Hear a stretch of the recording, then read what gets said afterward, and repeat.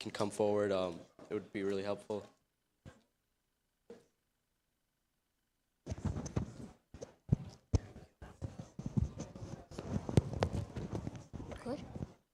نکلا ہے جنازہ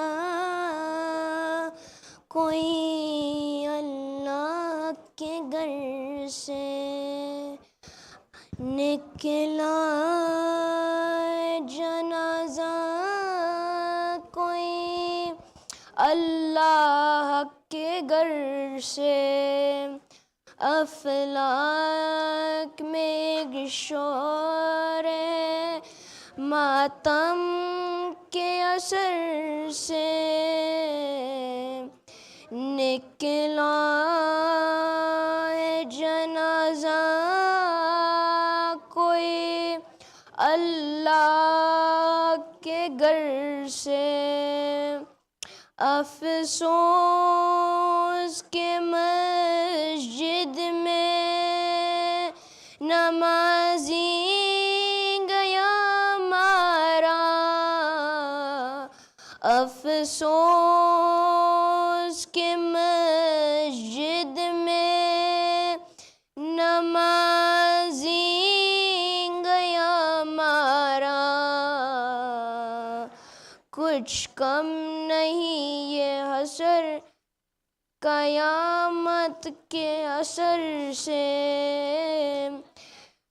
نکلا ہے جنازہ کوئی اللہ کے گھر سے،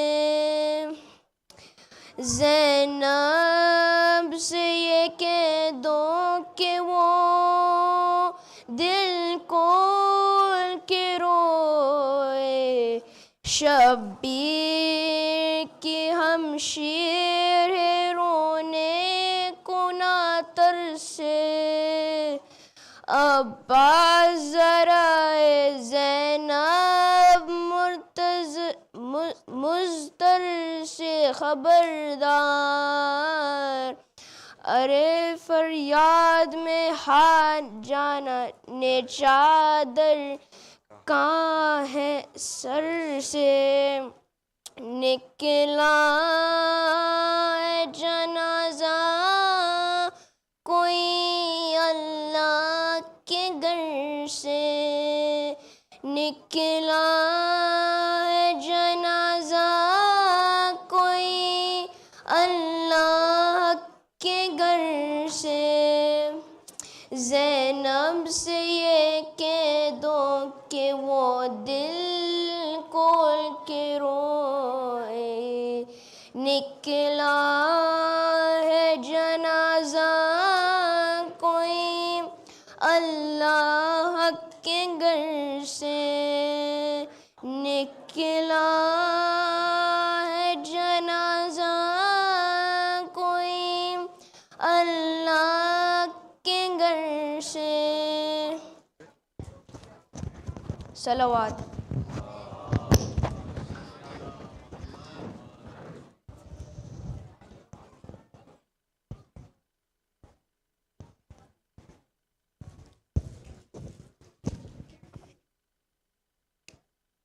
پر محمد وال محمد صلوات۔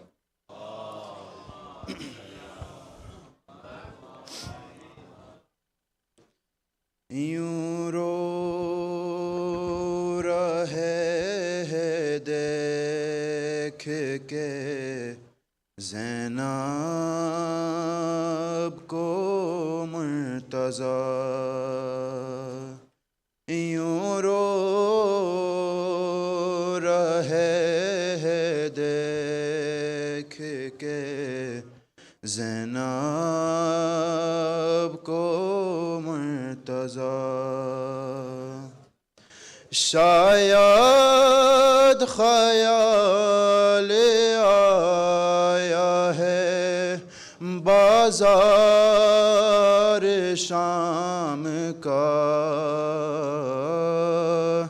یوں رو رہے ہیں دیکھ کے زینب کو مرتضیٰ، زینب کے تھے یہ بین مدینے چلو حسین زینب کے تھے یہ بین مدینے چلو حسین کوفہ ہمارے رہنے کے قابل نہیں رہا یوں رو رہے دیکھ کے زینب کو مرتضی سجاد بین کرتے ہیں دادا ہے خوش نصیب سجاد بین کرتے ہیں دادا ہے خوش نصیب بیٹوں نے مل کے باپ کو غسل و کفن دیا یوں رو رہے دیکھ کے زینب کو مرتضی پہلا یہ امتحان ہے غازی کے صبر کا پہلا یہ امتحان ہے غازی کے صبر کا ارے ابا سے چپ ہے سامنے قاتل ہے باپ کا یوں رو رہے دیکھ کے زینب کو مرتضی زینب نہ رو ابھی مجھے آ جائے گا سکون زینب نہ رو ابھی مجھے آ جائے گا سکون رومال لا کے باندھ دو سر پر بطول کا یوں رو رہے دیکھ کے زینب کو مرتضی مولا کیوں خاک آپ نے ڈالی ہے زخم پر مولا کیوں خاک آپ نے ڈالی ہے زخم پر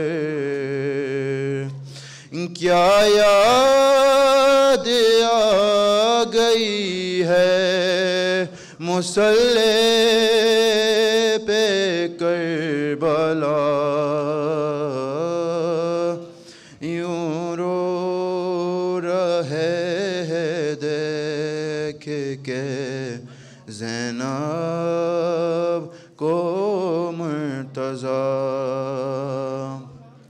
دربار شام جاؤں گا زینب میں تیرے ساتھ دربار شام جاؤں گا زینب میں تیرے ساتھ اکبر یہ کہہ کے ہو گئے خاموش مرتضی یوں رو رہے دیکھ کے زینب کو مرتضی صلوات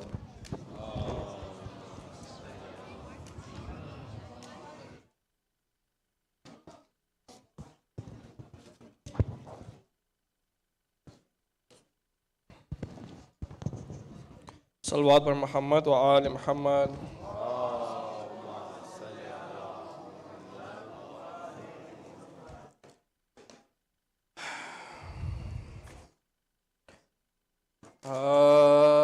اے روزے دارو آؤ بکا کے یہ روز ہیں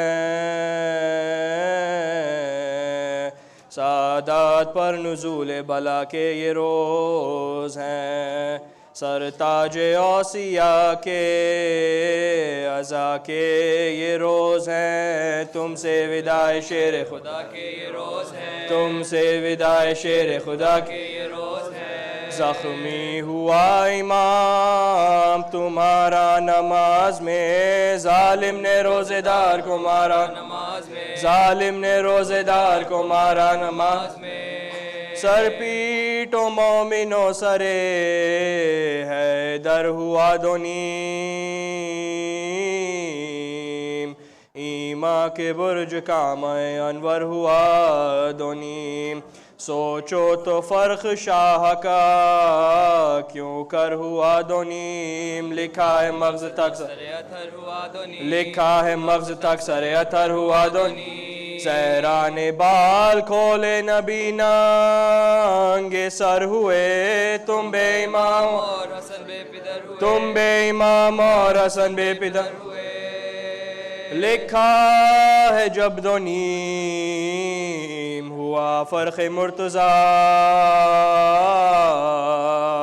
صدرے سے جبرائیل کے رونے کا غل اٹھا پھینکی سروں سے زینب و کلثوم نے ردا چلا کے بھائیوں کو پکاری غضب ہوا چلا کے بھائیوں کو پکاری غضب ہوا سنتے ہو جبرائیل نے اس وقت کیا کہا وہ بولے پیٹ کر قتل المرتضی دوڑے یہ کہہ کے جانب مسجد وہ نیک ذات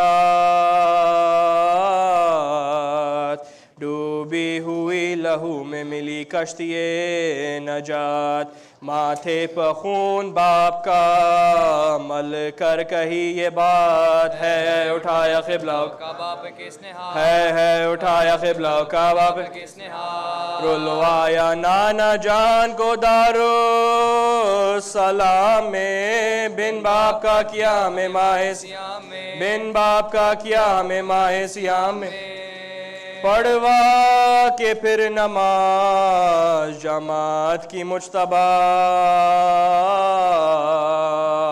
بابا کے سر پر پڑھنے لگے آیے شفا ناگاہ کے یہ کسی عورت نے دی ندا زہرا کے پیارو تم سے زینب نے کہا زہرا کے پیارو تم سے زینب نے کہا بابا کو میرے جلد جو گھر میں نہ لاؤ گے تو سربر ہے نہ مجھ کو بھی مسجد میں پاؤ گے تو سربر ہے نہ مجھ کو بھی مسجد میں پاؤ گے بولے علی حواس ابھی سے بجا نہیں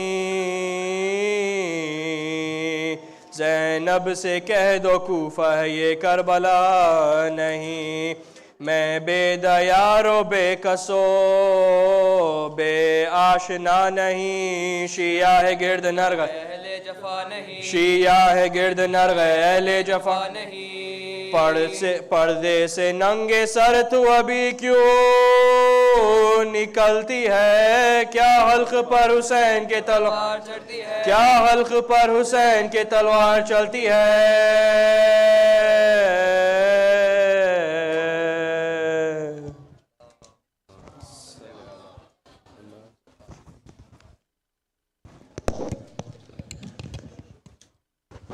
Assalamu alaikum.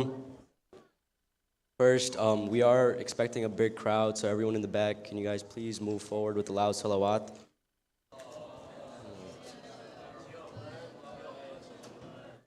Alhamdulillah, the youth-led majlises were a success. Inshallah, they continue to get better in the future.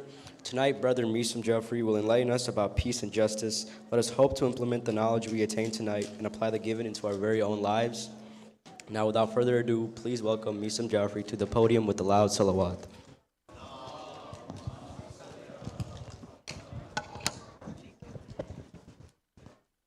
और मोहम्मद व आले मोहम्मद सलावत।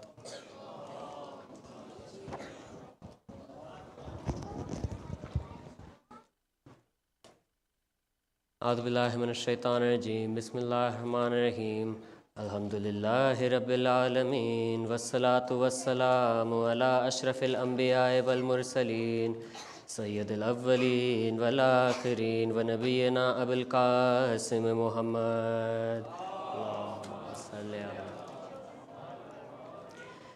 वस्सलातु वस्सलामु अला अहलिहि अत्तय्यिबीन अत्ताहिरीन, अम्मा बादु क़ाल अल्लाहु तआला फ़ी किताबिल मजीद वल क़ुरानिल व फ़ुरक़ानिल हमीद, बिस्मिल्लाहिर रहमानिर रहीम, इन्नमा युरीदुल्लाहु लियुज़हिबा अन्कुम रिज्सा अहलिल बैति व युत्ताहिरकुम तत्हीरा।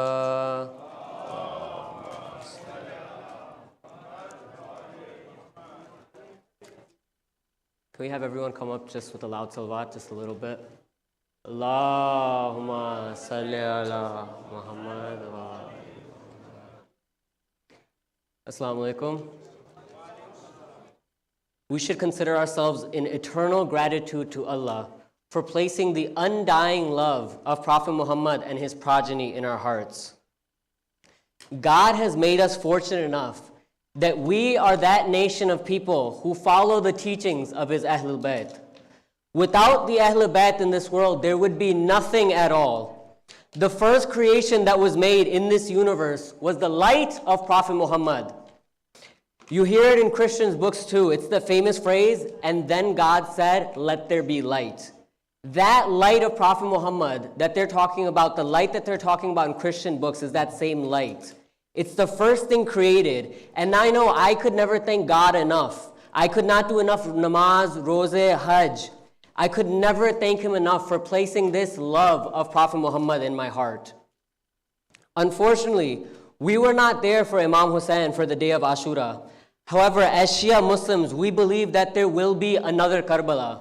There will be another battle. There will be another instance where truth will prevail over falsehood, and peace will prevail over barbarianism. Before we sleep every night, we should thank God that he has placed the belief of Imam Qayyim al-Mahdi in our hearts. Allahumma salli ala Muhammad. For Imam Mahdi, he is the only person who will be able to save us and drag us out of this darkness that we live in right now and bring us into a new world full of light. Imam Mahdi is the last hope for mankind. He will save us from this darkness that surrounds us, and he will show us what light truly is, what truth truly is. And most importantly, in persistence to today's lecture, Imam Mahdi will show us what true peace and justice look like. In today's day and age, peace is all over the news. A couple years ago, we heard about the Uyghur Muslims in China. You still hear about the Russian occupation of Ukraine. Today, we hear about the injustice taking place in Palestine. We sympathize and send our du'as to those struggling in Palestine and our heartfelt condolences to those who have passed away in this struggle. It's a general phenomenon that typically humankind thinks that as time progresses, they live in the most advanced time period. So people, when they lived in the 1500s, they thought they were the most advanced. Then time came around for the Enlightenment. In the 1700s, people thought they were the most advanced. Time keeps going and progressing, and now we've come to 2024. And that's now typically where we think our time is the most advanced time. However, this idea that the time that you lived in is the most advanced, it's a selfish and a self-centered way of thinking. And typically that's how we think too, that everything revolves around us. It's just how we are as humans. First of all, the theory is complete and utter trash. There are things that Imam Ali knew in his day that people still don't understand, people are still trying to comprehend, things that the Quran has proved, scientific phenomenon, that scientists still can't wrap their mind around. The pyramids of Giza is another thing that people can't necessarily wrap their mind around. They can't recreate that, what happened at that time, 3000 BC, so thousands of years and they still can't recreate it. So it doesn't mean that you live in the most advanced time just because we have the most advanced technology. You'd think in a society though that has such advanced technologies, we've progressed so much, you'd think that they'd respect individual human rights in this society where you're against discrimination for all races, against discrimination of all genders, creeds, sexual orientation. You'd think that people would be advanced enough in their human rights that they would stop wreaking havoc on people just because of politics. However, this is why we pray to Imam Mahdi every night for his reappearance. Only when our Imam comes back can there be a true society full of proper peace and proper justice. You don't get peace through war. This is just a silly thing that politicians and weapons manufacturers have made. It's a statement so they can make more money. With more war comes more money, so peace comes through war. Our Imam is the one who will bring that system of peace, because before him, he had 13 other examples who led by compassion, mercy, love, peace, and still were able to enact proper justice in their societies. Let's recite aloud salawat.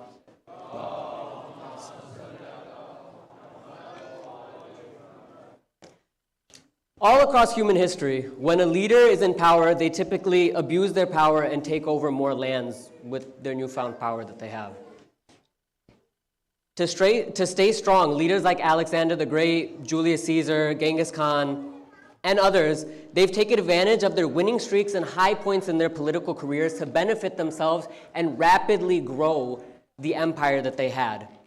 They wanted to rapidly benefit themselves, increase their sphere of influence, so they would take over neighboring countries, neighboring cities, neighboring empires. But this can only happen when you're on your high horse. Now, if there's any pattern in history that we can find, it's that the strong attain what they want through brute force and will not stop for anything in its path. Julius Caesar was a man who was able to become a dictator for life in a nation that was staunchly opposed to one man ruling.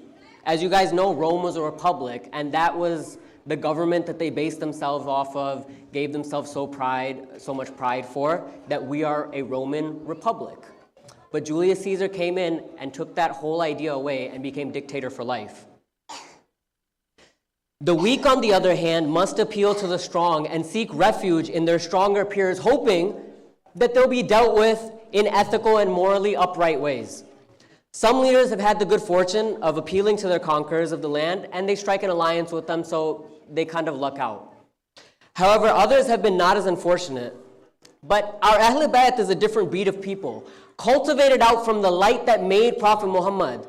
I know it's unfair to compare Ahl Bayt to any other leader, but just for fun, because sometimes it's fun to play a game with someone that you know you're going to win. Playing sports with a friend who's unathletic, it's fun. You know you're better, you know you're faster, you know you're more coordinated, but it's still just as satisfactory to beat them. So likewise, some of our skill sets are not as good as other friends. Ahl Bayt is the same way. You can't compare them to someone else, realistically speaking, but it's still fun to do so though. Julius Caesar, Alexander the Great are just footnotes in history compared to Imam Ali. Imam Ali took on entire armies. Typically a great leader is a great because of his strategies in battle, but not because of his individual one-on-one battling skills, his fighting skills. But for God's sake, Imam Ali is the man who struck Marhab into two. He's the same man. When it comes to brute force, there's no one like Imam Ali out there. So the real question is, why did Imam Ali not bully his way into Khilafat? Why wouldn't Imam Hussain just bully everyone in Karbala and destroy Yazid's army? Hazrat Abbas was given a spear rather than a sword, a man who literally trained every single day for his whole life for this battle of Karbala. He fought with a spear rather than a sword and actively decided that when I get to the Furat, I will not drink water. If it comes to brute force, our Ahl Bayt would wipe anyone out. However, Ahl Bayt teaches us the beauty of peace and justice. They have shown us through leading by example how peace and justice attracts people to the religion of Islam, not through the sword. Can I have a loud salawat, please? Allahumma salli. As we said, our Prophet Muhammad is by far the best creation that was made. The light of Prophet Muhammad was made, then split into two to make the light of Imam Ali. He was made from the same nur. Then that light was split down into 5 to create our Panjatan Panch, and then into 12 to create our 12 Imams. Our 12 Imams have learned from the traditions of Rasulullah because that is their blood. That's their lineage. Prophet Muhammad is who, he said it himself, that I am from them and they are from me.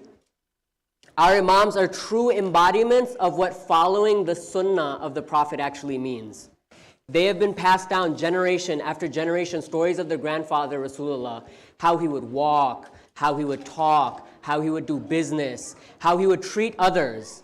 If there's someone who was a friend of Prophet Muhammad, and there's someone who was the grandson of the Prophet Muhammad, who do you think is passing down the ideals of Prophet Muhammad more accurately? Of course, someone who has a direct attachment to Prophet Muhammad will live his life properly by the sunnah of Prophet Muhammad. If Prophet Muhammad ruled with peace and justice, then so what are Imams? It is a huge misconception that Prophet Muhammad had spread the religion of Islam by the sword. When the Muslims were in complete power, and it was time for the Muslims to take back Makkah from the Kuffars, this is the event known as Fateh Makkah, the conquest of Makkah. It's an interesting conquest indeed, though, because typically when you hear about conquest in history, there's a trail of blood. The rivers are literally flowing in the color red because of all the blood that's poured out. But this is a bloodless conquest. Now, Rasulullah was a man of peace, so he didn't want blood to be spilled in the holy city of Makkah. This is where God's house is, in that city of Makkah. Therefore, there should be no fighting in that sacred city. A sunnah that we see Imam Hussain follow as well. Fateh Makkah occurred in the year 8th Hijri, and by this time the Muslims had become a formidable force. Rasulullah only took this conquest because the Kuffar had violated the clause of a pact that they had signed a couple years ago, earlier known as the Treaty of Hudaybiyah. Rather than fighting to take back, Prophet Muhammad had negotiated for peace 2 years before in 6th after Hijri, in an area known as Hudaybiyah. Even 2 years prior, when they signed this Treaty of Hudaybiyah, Prophet Muhammad and the Muslim army was still a formidable force and could have easily wiped out the Kuffars. But Rasulullah, being the peace-loving man he is, the diplomat that he is, he decided that he would write a treaty with the Kuffars. Of course, because of his ilm-e-ghaib, he knew that they would transgress this treaty. Now, when they have transgressed the treaty, Prophet Muhammad and the Muslim army is in every right to go into Makkah and just absolutely hack everyone's heads off their bodies, wipe the city out, and take over completely. But we see that Rasulullah doesn't do this either, even in Fateh Makkah. He allows them a chance in Hudaybiyah. Then he goes on into Fateh Makkah. Now, Fateh Makkah, basically what happens is Rasulullah implants a strategy that he wants to use. Typically in war, when these armies would go across, they would light one big campfire and the entire army would sit there in the campfire. Everyone huddled together, just like, I'm going to give the sports example again, but just like a sports team, you do everything in congregation together. Everything has happened together when you're part of a bigger collective unit. So same way, the army would just gather together at one single campfire and they would light that campfire. Now, when Rasulullah went over Fateh Makkah, what he did was he would say, 10 people, you go light a campfire there. The next 10 people go light this campfire here. Then you 10 people go here, you 10 people go here. That way there would be more than one campfire, one bigger smoke cloud coming up. So the people all the way in Medina, they see that there's so many different smoke clouds going up. This army must be massive. There's no way that we can possibly even We can't fight them at all. There's no way. So why don't we just surrender before there's any bloodshed to happen to us? This is that strategy of peace and justice that Rasulullah had enacted in his leadership. Now, Prophet Muhammad's uncle, Hazrat Abbas also, he had brought over the leader of the Quraysh, Abu Sufyan, the leader of Makkah at the time. And he brought him over to Prophet Muhammad. Now with all the sins, all the wars that Abu Sufyan had enacted before the Fatih Makkah had happened, Rasulullah happily could have taken him, arrested him, killed him, done anything to Abu Sufyan he would have pleased to, and he would have been absolutely right to have done it. But instead what he does is, he takes Abu Sufyan in open arms. No arresting, no killing him, no nothing. He takes that demeanor of peace, love, and justice, and even applies that to his biggest enemies as well. Peace through war is not true peace, as our Prophet Muhammad was able to show us. He united people through peace rather than violence. Let's have a loud salawat, please.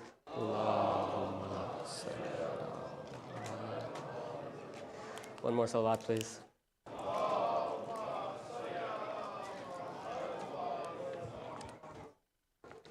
Now, Imam Ali, he's only followed the example that Prophet Muhammad set for him. This is why he's the best person in the world. Because Prophet Muhammad sets that example, he shows people what should be done. And Imam Ali is the true man who actually takes Prophet Muhammad's ideals and puts them into practice. Even though he was a man with brute force that nobody had seen before, he was still able to prioritize peace and mercy over violence. Imam Ali was so passionate, so kind, so peaceful that in a battle, his companion Malik Ashtar told him, Ya Ali, today I killed as many people in battle as you did. So Imam Ali asked Malik, he's like, Malik, how do you know how many people that I had killed? So Malik Ashtar replies back and he said, Ya Ali, every time that you would kill someone, you would say Allahu Akbar. I counted how many times you said Allahu Akbar, and that's the same amount of people that I had killed as well. Imam Ali told him, Oh Malik, the way that you kill and I kill is different. When you kill, you just straight away kill. When I kill, I look at the enemy. I look 7 generations down his lineage. And if I find even one good Muslim, I spare that enemy. That is how peaceful Mawla Ali really is. We make him seem like he's some bloodthirsty warrior who just wants to go in and destroy people. But you know what Imam Ali would do before every battle? He would give them a chance to accept the religion so they would not have to fight Imam Ali, because Imam Ali knew at the back of his head, he knew that I'm going to beat this guy no matter what happens. So let me at least give him the chance to not get messed up by me. All the arrogant marhabs, antars, amars, they didn't even know that what would happen to them. 1 second they're alive, the next second they're dead. At least those people who ran away from battle, they had enough self-awareness to know that, Ya Allah, we're nothing like Ali. Let's get out of here before we actually have to give our lives in the way of Islam. Even though they were never ready to give their own life in the way of Islam, when they came in power, they were typically always ready to wage war on people in the name of Islam. However, Imam Ali, he was a different breed. He was a different man. He was not like these others. A warrior in and out, but also a man who desired true peace. It is very apparent that the Shias are not the ones who spread the religion by the sword. Khalid ibn Walid, staunch enemy of the religion of Islam, and in fact leads the charge against Prophet Muhammad in Uhud when the Muslim army deserted their post. I have a side story about this. Last Ramadan, I had a Sunni coworker who I used to work with, and alhamdulillah, I'm still friends with him today too. So one day we're working a shift together, and he tells me he's watching all of these lectures in Ramzan, and he feels like a true Muslim warrior. And the name that he dropped to me after listening to these lectures, he's like, man, I want a sword just like Khalid ibn Walid. I want to pick up a sword like him and be a warrior like Khalid ibn Walid. So in my head, it took every ounce of restraint to just, not laugh in his face about this. In every single thought, I wanted to disrespect everything that he knew and believed in so fast. I felt disgusted as a Shia to hear this name when I have a warrior like Imam Ali that I look up to hear someone idolize Khalid, someone who led an attack against our Prophet Muhammad. But I had to stay steadfast, and I couldn't be a jerk to him either. I had to prioritize peace like my Mawla has taught us. Instead of yelling at him and calling his thought process dumb, instead we talked and I told him of battles of Imam Ali. And we had a civilized conversation about Islamic battles. It was through peace that we were able to actually have this discussion. If I told him, no, you're wrong, your thought process is wrong, everything that you believe is wrong, your history is wrong, at the end of the day, you're going to go to hell because all of your leaders are wrong, I would have gotten nowhere with him. We strive for peace. That's what Maula Ali has taught us, not the peace that today's world leaders talk about. Is it peaceful for Palestinian children to be fasting involuntarily, opening their fasts with blades of grass, dirt, not having food or water to open their fasts? And we live in a country where sometimes we throw out food during Ramadan because it is too much. And I know I'm guilty of it. I think I'll eat too much at iftar because I'm so hungry. I have the food in front of me, I eat like 5 bites, and I want to throw out the rest. It's only through the government of our Imam, the Imam of our time, Imam Mahdi, that we can ever achieve true justice and peace. Imagine that he is the man who is directly descended from Haidar Qarrar, Ghair Farrar, the type of man who backed up when Umar spit in his face because he knew that this kill would now be satisfactory towards Imam Ali. He was so peaceful, he stood back, took a second, quashed his anger, then went back and struck him. Because he knew that I can only kill this man for Allah, not for my own personal satisfaction. There is no other man than the direct descendant of Maula Ali that can enact peace in this world. Imam Ali was a man of such peace that after Rasul died, he didn't fight back at all. Rasulullah told him, Ali, you'll face great hardships after my death, but keep your sword in your sheath.